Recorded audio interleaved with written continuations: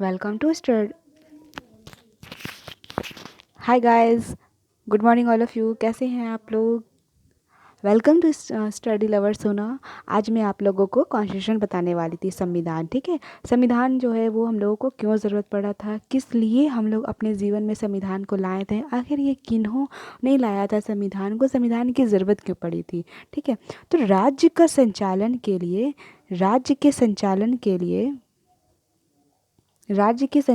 तथा जिनके आधार पर शासन होता है, जिसके आधार पर शासन हो, शासन के स्वरूप तथा संगठन का निर्धारण किया गया है। ठीक है,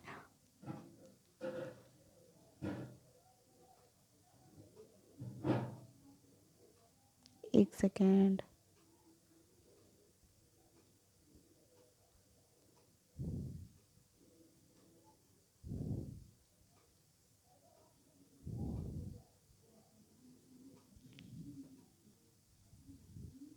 हाय गाइस, कैसे हो आप लोग?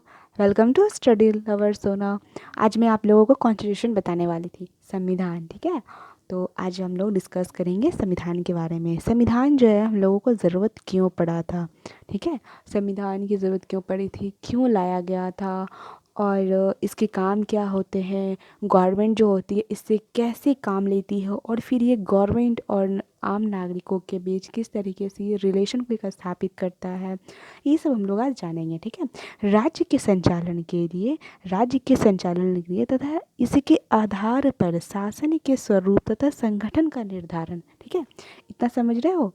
राज्य का संचालन के लिए और जिसके आधार पर, अगर हमको राज्य का संचालन करना है, ठीक है, तो संचालन करने के लिए क्या करते हैं? सबसे पहले मानव के कुछ अधिकार होते हैं, कुछ कर्तव्य होते हैं, और फिर कुछ योजनाएं लाती है, योजनाएं जो लाती है ताकि आम जनता को प्रॉफिट हो। ठीक है, आम जनताओं को प्रॉफिट होती है योजनाएं जब लाते हैं। कुछ गरीबों के लिए योजना लाते हैं, जैसे जनधन योजना लाया गया था। क्यों लाया गया था? ताकि बैंक से बहुत सारे लोगों को कनेक्ट किया जा सके। तो वो जनधन योजना जो लाया गया था वो राज्य के नीति निर्देशक से लाया गया था। और उसी तरीके से बेटी बचाओ बेटी पढ़ाओ क्यों लाया गया था? क्योंकि लड़कियों के लिए लाया गया था, लड़कियों की पढ़ाई को महत्व देने के लिए लाया गया था। और बेटियां जब तक पढ़ेगी नहीं, आगे बढ़ेगी नहीं। तो ये सब जो लाया गया था वो संविधान के अनुच्छेद से लाया गया। तो सबसे पहले संविधान को बनाया गया था। ठीक है, क्योंकि हमारे भारत में बहुत सारे जाति, बहुत सारे विभिन्न धर्म के लोग रहते हैं, यहाँ पे बहुत सारे विविधताएं हैं। ठीक है, अलग अलग जाति के लोग रहते हैं, अलग अलग जाति के लोग हैं, अलग अलग धर्म के लोग हैं, सबकी संस्कृतियाँ अलग है। क्यों दक्षिण भारत की भाषाएं जो है वो अलग होती है, उत्तर भारत की भाषाएं अलग है, क्योंकि वहाँ की अलग जातियाँ हैं, वहाँ के अलग धर्म है।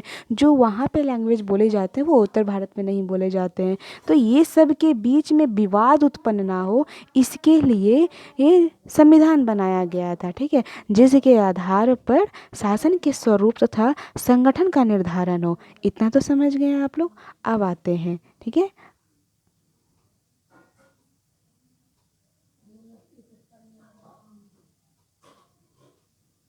अब आते हैं हम लोग, एक सेकंड गाइस। अब आते हैं सरकार के, अब आते हैं सरकार, जो नागरिक है वो नागरिक के बीच संबंध का नियमन। मतलब जो गवर्नमेंट है वो गवर्नमेंट और नागरिक, इस दोनों के बीच में जो रिलेशन को स्थापित कर रहा है वो कौन कर रहा है? तो कॉन्स्टिट्यूशन करती है। कौन करती है? कॉन्स्टिट्यूशन करती है, संविधान करती है। संविधान जो है वो नागरिक और सरकार के बीच में रिलेशन स्थापित करती है। संविधान नहीं होता तो हमारे सरकार पर से विश्वास उठ जाती। क्यों? क्योंकि जो मूल अधिकार है वो संविधान में परिभाषित किया गया है।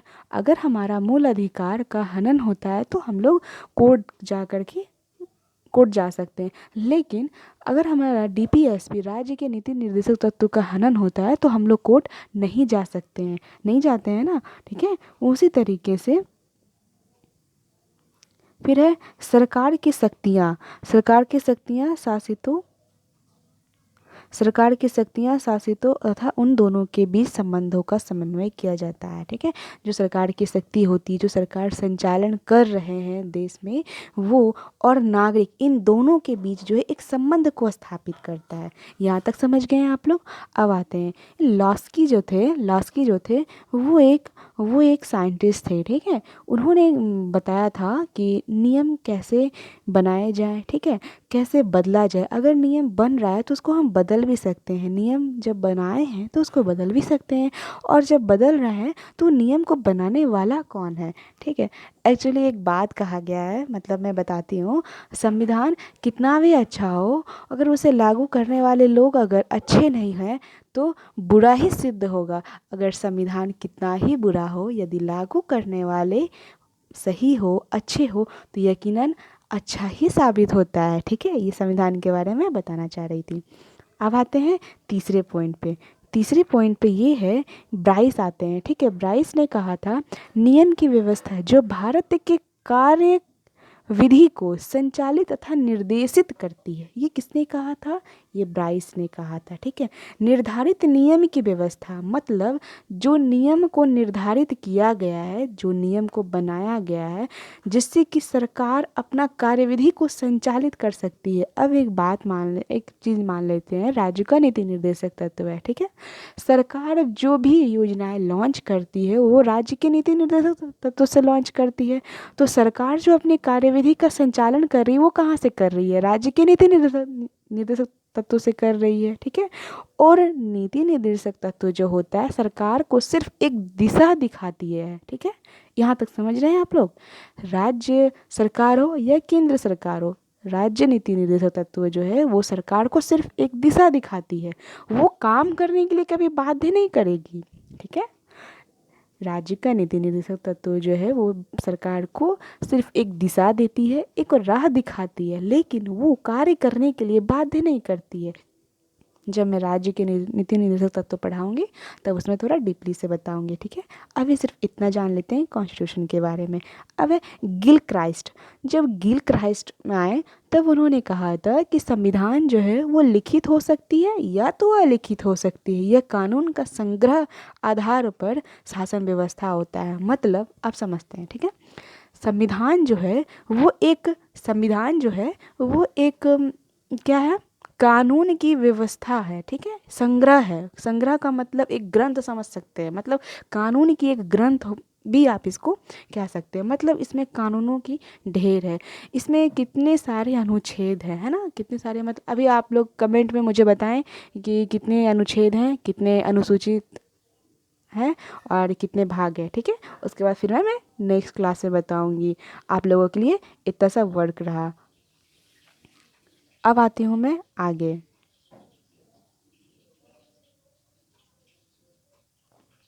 ठीक है। अब है संविधान का वर्गीकरण। संविधान का जो वर्गीकरण किया गया है वो किस किस के आधार पर किया गया है? तो पहला हम देखते हैं उत्पत्ति के आधार पर। संविधान का जो वर्गीकरण किया गया है वो उत्पत्ति के आधार पर। विकसित संविधान है और निर्मित संविधान है, ठीक है। अगर उत्पत्ति के आधार पर पूछा जाए तो विकसित संविधान होती है और निर्मित संविधान होती है। फिर नियमों के आधार पर, नियम के आधार पर जो है वो लिखित संविधान होती है और अलिखित संविधान होती है। आप लोग बता सकते हैं कि भारत का संविधान लिखित है या अलिखित है? तो भारत का संविधान लिखित संविधान है, मैं बता देती हूँ, ठीक है। अब आते हैं परिवर्तनशील के आधार पर, ठीक है। परिवर्तनशील के आधार पर आते हैं। परिवर्तनशील के आधार पर भी संविधान को दो पार्ट्स में डिवाइड किया गया है। पहला है लचीला या परिवर्तनशील संविधान है, ठीक है। दूसरा है कठोर या अपरिवर्तनशील। लचीला कहने का मतलब ये है कि आप उसको कभी भी एट अ टाइम अमेंडमेंट कर सकते हो, मतलब संशोधन कर सकते हो, उसको बदल सकते हो। लेकिन दूसरा जो बताया गया है कठोर संविधान, वो कठोर संविधान को परिवर्तन करने में थोड़ा क्या बहुत सारी प्रक्रियाओं से गुजरना पड़ता है। हमारा भारत का संविधान जो है ना तो कठोर है और ना लचीला है, ठीक है। इसको अमेंडमेंट करने के लिए बहुत सारे प्रोसेस से गुजरना पड़ता है। पहले जो है वो लोकसभा में लाते हैं, ठीक है। पहले जो है वो लोकसभा में लाते हैं। कहाँ लाते हैं? एक सेकेंड। पहले जो है वो लोकसभा में लाते हैं। कहाँ लाते हैं? तो पहले लोकसभा में लाते हैं, ठीक है। वैसे कोई भी बिल को लाने के लिए दोनों में से किसी भी संसद से पारित किया जा सकता है। बस ध्यान रहे जो विधेयक मतलब जो आपका वित्त है वो लोकसभा से ही पारित होता है, ठीक है। और दूसरा है जो है आपका राज्यसभा में पारित होगा, ठीक है। दूसरा जो है राज्यसभा में पारित होता है, उसके बाद वो किसके पास जाता है, उसके बाद राष्ट्रपति के पास जाता है, ठीक है। अब ये राष्ट्रपति जब सिग्नेचर करते हैं तब वो आता है अमेंडमेंट होकर के, और उसके बाद वो एक्ट बनता है। एक्ट जब बनता है तो पूरे देश, भारत देश में लागू होता है, ठीक है। इतना तो समझ गए हैं आप लोग। अब उसके बाद देखते हैं हम लोग विकसित तथा निर्मित संविधान, ठीक है। आखिर संविधान जो है वो विकसित क्यों है, कैसे है, ये समझते हैं। तो आवश्यकता व परिस्थिति के अनुसार विकसित संविधान कहते हैं। जब आवश्यकता हो या फिर कोई ऐसी परिस्थिति हो तो हम उसको विकसित संविधान कहते हैं। जैसे कि आप एक आम लैंग्वेज में कह सकते हैं, जैसे कि आप लोगों को अगर भूख लगती है तो तभी तो आप लोग खाना खाते हो ना, तो वो आपकी क्या हुई, आवश्यकता हुई। और भूख लगना क्या हुआ, वो परिस्थिति हो गया, ठीक है। तो जब तक आपको भूख लगेगी नहीं तब तक तो आप लोग खाना बनाओगे नहीं और नहीं खाओगे। तो एज एग्जाम्पल आप समझ सकते हो कि उसी तरीके से संविधान को अमेंडमेंट करने के लिए आवश्यकता पड़ती है और वैसा परिस्थिति उत्पन्न हो जाता है जिसके कारण संविधान को अमेंडमेंट किया जाता है, संशोधन किया जाता है, ठीक है। अब आते हैं निर्मित संविधान, ठीक है। निर्मित संविधान निश्चित समय में कुछ शक्तियों द्वारा बनाया जाता है। इसका निर्माण वाद विवाद तथा विचार विमर्श द्वारा होता है, ठीक है। निर्मित संविधान जो होते हैं वो मतलब एक सॉरी एक निश्चित समय में, मतलब उसकी जो समय होती है वो एक निश्चित समय में बनाया जाता है, और इसका जो निर्माण होता है ना वो वाद विवाद और विचार विमर्श के द्वारा होता है। मतलब इसको लाने के लिए पहले आपस में सभी मंत्री परिषद जो होते हैं या कैबिनेट मंत्री जो होते हैं वो लोग आपस में एक बार विचार विमर्श कर लेते हैं। अब एग्जाम्पल के लिए हम लोग ले लेते हैं भारत का संविधान, ठीक है। भारत का संविधान है, यूएसए का संविधान है। ये संविधान जो होती है ये लिखित संविधान है। अब भारत का ही संविधान ले लेते हैं तो भारत के संविधान में बहुत सारे जो चीज़ें हैं वो अलग अलग देशों से ली गई है। जैसे कि आपका राज्य का नीति निर्देशक तत्व जो है वो कहाँ से लिया गया, तो आयरलैंड से लिया गया है। मैं मैप में दिखा दूंगी कि आयरलैंड किस जगह पे लोकेटेड है, ठीक है। और आप लोगों के लिए भी एक वर्क रहा कि आप लोग भी देख सकते हो कि आयरलैंड कहाँ पे है। फिर है भारत का संविधान। भारत का संविधान जो है 1900 भारत शासन अधिनियम 1935 से लिया गया है, ज़्यादा करके उन्हीं का इसमें वेटेज रहा है। और फिर मूल अधिकार किस देश से लिया गया है, राज्य का नीति निर्देशक तत्व जो है वो बता ही दी हूँ मैं, आयरलैंड से लिया गया है। मतलब ऐसी बहुत सारी चीज़ें हैं वो कहाँ कहाँ से लिया गया है, ये सब बातें जो है देखेंगे हम लोग, ठीक है। अब है लिखित संविधान है और दूसरा अलिखित संविधान है, ठीक है। वही लिखित संविधान, अलिखित संविधान और लिखित संविधान है, ठीक है। अलिखित संविधान जो होती है वो ज़्यादातर करके विकसित संविधान को कहा गया है।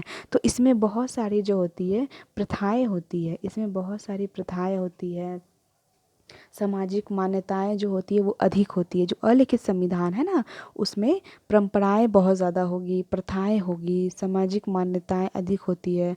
और मतलब जिस संविधान में बहुत ज़्यादा प्रथाएं हो, सामाजिक मान्यताएं हो, वो जो है अलिखित संविधान होते हैं, ठीक है। यहाँ तक हम लोग समझ गए। अब इसके आगे चलते हैं।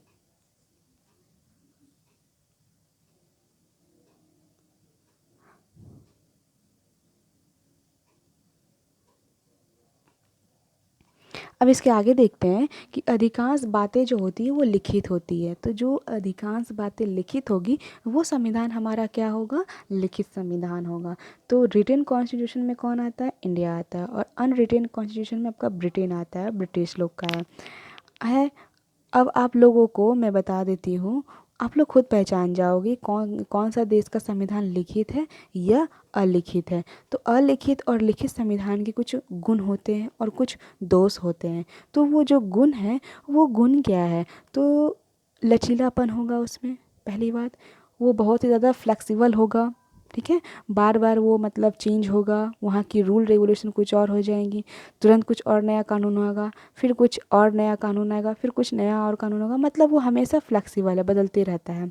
और इसमें क्रांति की जो संभावना होती है वो बहुत ही कम होती है। किसमें? अलिखित संविधान में जो क्रांति की संभावनाएं होती है वो बहुत ही कम होती है, बहुत ही कम होती है। ठीक है। संकट काल में ये उपयुक्त होता है, गतिशीलता होती है, जनमत के अनुकूल होता है, मतलब जो जनता होती है वह उनके अनुकूल होता है। अब इसका दोष देख लेते हैं। दोष जो है ये स्पष्टता का अभाव होता है, मतलब इसमें जो कोई भी बातें स्पष्ट लिखनी चाहिए वो लिखी हुई नहीं होती है, बस बोल दिए, मतलब बोल दिए। ठीक है। इसमें स्पष्ट रूप से नहीं कहा जाता है किसी भी बात को, ये अस्थिर होती है, मतलब ये इतना परिवर्तित होती है, इतना परिवर्तित होती है, इसका कोई जवाब ही नहीं है। अब ये संघ एवं संघ शासन के अनुपयुक्त, मतलब जो संघ शासन होते हैं उसके अनुपयुक्त होगा, मतलब उसके मंशा के अनुसार वो चलेगी। और ये शासक जो होते हैं, रूलर्स जो होते हैं, वो इनके हाथ का एक खिलौना हो जाता है। ठीक है। उनके हाथ का एक खिलौना, जैसे कि ब्रिटेन है, वहाँ पर राजा रानी का शासन चलता है, वहाँ पे कोई भी सत्ता नहीं थी पहले, जो हमारे कंट्री में वही लोग ना वो लोग शासन किए थे। तो यहाँ तक हो गया। अब उसके बाद देखते हैं निरंतर परिवर्तन हानिकारक। अब आप ही मान लीजिए किसी भी चीज़ को आप बहुत ही ज़्यादा जल्दी परिवर्तित करते रहेंगे तो वो तो हानिकारक होगी। आप एज एग्ज़ाम्पल अपने ही से जोड़ सकते हैं, जैसे कि कोई ड्रीम है आपका तय करने का, तो उसके लिए आपको एक गोल चाहिए, एक प्लान चाहिए कि हाँ मैं इतने से इतने दिन तक ये पढ़ लूँगा या पढ़ लूँगी, इतना पढ़ूँगी फिर इतना करूँगी। अगर आप उस गोल को बार बार चेंज करोगे तो वो तो आप अपने एम तक तो नहीं पहुँच पाओगे ना। तो ये जितना मतलब फ्लेक्सिबल होता है, बहुत ही ज़्यादा मतलब इसमें परिवर्तन होते ही रहता है, चेंजेस होते रहते हैं। ठीक है। अब आते हैं लिखित संविधान में। लिखित संविधान का गुण और दोष क्या होता है वो देख लेते हैं। तो लिखित संविधान का पहला जो निश्चिंत होता है ये क्या होता है, ये एक स्पष्ट होता है। ठीक है।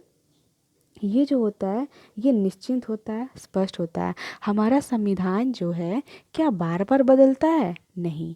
अगर बदलना भी होता है तो आवश्यकता और परिस्थिति के अनुसार ही बदलती है ना। हम लोग बदलने के लिए सबसे पहले संसद में जाना पड़ता है। संसद में 3 भाग होते हैं, जो कि लोकसभा होता है, राज्यसभा होता है और राष्ट्रपति होता है। लेकिन राष्ट्रपति जो होता है दोनों में से किसी भी सदन का सदस्य नहीं होते हैं। ठीक है। सरलता व पुष्ट होती है, मतलब सरल होता है और पुष्ट होता है, इसमें अधिक विश्वास होती है। अधिक विश्वास इसीलिए कहा गया है क्योंकि ये लोकतंत्र है। ठीक है।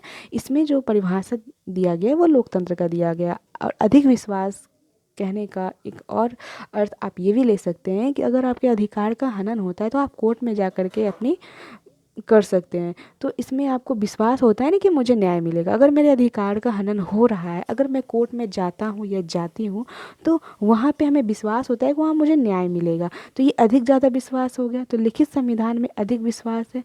संघ शासन के ये अनुकूल होगा, मतलब जो संघ शासन होते हैं ये अनुकूल होगा। अल्पसंख्यक के हितों की ये रक्षा करता है, मतलब जो अल्पसंख्यक होते हैं उनके हितों की ये रक्षा करता है। अब इसमें अस्थायित्व होते हैं, अस्थायित्व भी होता है। अब इसके कुछ दोष देख लेते हैं। ठीक है। दोष में जो होते हैं इसमें कठोरता व अपरिवर्तनशीलता होती है, मतलब इसमें कठोर भी होगा और अपरिवर्तनशील होगा, मतलब ये इतना कठोर होता है कि इसको जल्दी हम परिवर्तित नहीं कर सकते हैं। ठीक है। अब ये प्रगति में बाधक होता है। ठीक है। प्रगति में बाधक होगा। विरोध की भावना होती है। अलिखित संविधान संविधान से ये श्रेष्ठ नहीं है, मतलब जो अलिखित संविधान है उससे ज़्यादा ये श्रेष्ठ नहीं है। कौन नहीं है? तो लिखित संविधान नहीं है। अब देख लेते हैं सुपरिवर्तनशील और दुष्परिवर्तनशील संविधान। इसका अर्थ से ही आप लोग समझ सकते हैं कि जो सरलता से परिवर्तन किया जा सकता है, ठीक है, जो सरलता से परिवर्तन किया जा सकता है उसको सुपरिवर्तनशील संविधान कहा गया है। ये जो होता है ना ये लचीला होता है और ये नमनीय होता है, मतलब इसको हम तुरंत ही इसको बदल सकते हैं। ठीक है। तुरंत इसको बदल सकते हैं। ये बहुत ही ज़्यादा फ्लेक्सिबल होता है, लचीला होता है। और ये दूसरा देखते हैं कठोर या दुष्परिवर्तनशील संविधान, जिसमें साधारण कानून की भांति सरलता से परिवर्तन या संशोधन नहीं किया जा सकता। जैसे कि हमारे देश का संविधान, हमारा जो देश का संविधान है उसमें साधारण कानून की भांति हम लोग उसको सरलता से बदल सकते हैं? नहीं बदल सकते हैं। और हाँ, कुछ चीज़ें ऐसी है हमारे संविधान में जिसको बदला नहीं जा सकता। ये सब बहुत सारे कमिटीज़ आई थी, आयोग आए थे, उनका गठन किया गया था, वो सब भी मैं बताऊंगी आगे चल के। और इसके बाद जो होगा वो रेगुलेटिंग एक्ट के बारे में जानेंगे। रेगुलेटिंग एक्ट 1773 से 1858 तक मतलब कंपनी का शासन हुआ था। रेगुलेटिंग एक्ट से बहुत सारे क्वेश्चंस मतलब पूछे जाते हैं, तो ये सब मैं इसके आगे देखूंगी। अब है यहाँ पे अच्छा जो संविधान जो है, अच्छा संविधान का लक्षण क्या होना चाहिए, ठीक है। अच्छा संविधान का लक्षण क्या होना चाहिए? तो अच्छा संविधान जो होता है कोई निश्चित उसका आधार नहीं होता है, लक्षण परिस्थितियों पर निर्भर होती है। मतलब हमारा ही संविधान जैसे है वो क्या है कि कोई इसका निश्चित मतलब आधार नहीं है। जैसा लक्षण रहता है, जैसा सिचुएशंस होता है, जैसे उसके कंडीशंस होते हैं, उसके अनुसार इसको चेंजेस किया जाता है। जैसे कि अभी ये नागरिकता कानून आया था, तो नागरिकता कानून जो आया था वो क्यों आया था? उस समय जो देश का जो नागरिक थे उन लोगों को देखते हुए ये लाया गया था, क्योंकि उन लोगों के साथ भेदभाव किया जाता था। उनको भारत में रह करके भी भारत की नागरिकता नहीं दी जाती थी, इसीलिए जो है ये सब लाया गया था। आप लोग आगे देख लेंगे नागरिकता कानून बिल जो है वो क्यों लाया गया था, अदरवाइज़ नहीं तो मैं खुद ही बता दूंगी, ठीक है। अब इसमें देखते हैं कि ये जो है ये स्पष्ट होता है। कौन स्पष्ट होता है? तो इसका जो लक्षण होता है ना वो देखते हैं। ये स्पष्ट होता है, ठीक है। ये निश्चिंत होती है। हमारा संविधान क्या निश्चिंत है? संविधान में जो बातें हैं जैसे कि स्टार्ट जो होता है वो हम भारत के लोग से होता है।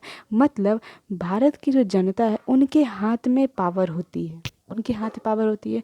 वो अगर सरकार को इलेक्ट करके ला रही है तो वो सरकार को गिरा भी सकती है, ठीक है। इन फ्यूचर वो सरकार को गिरा भी सकती है, बट वो ऐसा होता नहीं है। आप लोग भी समझ सकते हैं, मैं ज़्यादा बता नहीं सकती हूँ यहाँ पे ऑनलाइन, ठीक है। और ये संक्षिप्तता का ये देखा जाता है, इसमें व्यापकता होता है, और फिर इसमें मौलिक अधिकार की व्यवस्था होती है, ठीक है। इसमें मौलिक अधिकार की व्यवस्था होती है। हमारा जो संविधान है उसमें मौलिक अधिकार की व्यवस्था है। मौलिक अधिकार को भी मैं बताऊंगी कि कब कैसे क्या क्या उसमें लाया गया है, किस संविधान संशोधन अधिनियम के द्वारा कौन सा नियम लाया गया है, वो सब मैं बताऊंगी। फिर है परिवर्तनशीलता, और जैसा सिचुएशंस होता है उसके अनुसार हम संविधान को परिवर्तित भी कर सकते हैं।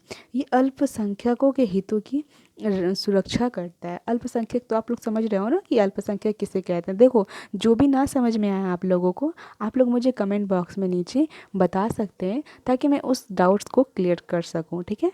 और डाउट्स रख के नहीं ही पढ़िए तो ज़्यादा ही बेटर है, क्योंकि मन में अगर रहते हैं डाउट्स तो फिर आगे का कॉन्सेप्ट क्लियर नहीं हो पाएगा, ठीक है। ये न्यायपालिका की स्वतंत्रता होती है, ठीक है। अब पहला आते हैं कि संविधान सभा का जो गठन का विचार लाए थे वो किन्होंने लाए थे, वो किसने लाया था, ठीक है। ये देखते हैं। तो संविधान सभा का जो गठन का जो विचार है वो एम.एन. राय लाए थे। एम.एन. राय जो है वो 1934 में उन्होंने लाया था, ठीक है। अब है संविधान सभा ने 22 जनवरी 1947 को स्वीकार किया गया। ऐसा क्वेश्चंस आ जाते हैं कभी कभी, संविधान सभा को कब स्वीकार किया गया था? तो 22 जनवरी 1947 को किया गया था। जवाहरलाल नेहरू ने 13 दिसंबर 1946 1946 को जो है उद्देश्य प्रस्ताव के रूप में संविधान सभा के समक्ष पेश किया गया था। उद्देश्य प्रस्ताव क्या थे, उसमें कितने सदस्य थे, वो सभी बाद में मैं इसके बाद बताऊंगी। फिर संविधान 26 जनवरी के दिन लागू करने का निर्णय क्यों लिया गया था? अच्छा, आप लोग के मन में कभी उठा था कि संविधान को 26 जनवरी के दिन ही क्यों लागू किया गया था? आखिर उस दिन ऐसा क्या था जो कि संविधान को उस दिन लागू किया गया था? तो संविधान को 26 जनवरी के दिन लागू करने के दो रीज़न थे। पहला रीज़न जो था वो ये था कि भारतीय राष्ट्रीय कांग्रेस द्वारा लाहौर अधिवेशन हुआ था। जो भारतीय राष्ट्रीय कांग्रेस थे उनके द्वारा जो है लाहौर अधिवेशन किया गया था, ठीक है। इसको थोड़ा मैं आगे और डीपली से बता सकती हूँ, बट ये है क्या कि हिस्ट्री का पोर्शन है, ठीक है, ये हिस्ट्री का चैप्टर है तो आप हिस्ट्री में पढ़ सकते हो उसमें। फिर है ये 26 जनवरी 1930 के दिन पूर्ण स्वराज दिवस के रूप में मनाए जाने के कारण जो है इसको 26 जनवरी के दिन लागू किया गया था, ठीक है। 26 जनवरी के दिन जो है लागू करने का दो ही रीज़न था। पहला, भारतीय राष्ट्रीय कांग्रेस के द्वारा लाहौर अधिवेशन हुआ था, और 26 जनवरी 1930 को पूर्ण स्वराज दिवस के रूप में मनाए जाने के कारण, ये दो कारण थे जो कि 26 जनवरी के दिन संविधान लागू किया गया था, ठीक है। और चैनल को लाइक एंड सब्सक्राइब करें, शेयर करें, ताकि मेरा कॉन्फिडेंस और मोटिवेशन थोड़ा ज़्यादा बढ़े और मैं आप लोगों के लिए और अच्छे से अच्छे वीडियो बना के ला सकूं। Okay, bye bye, take care.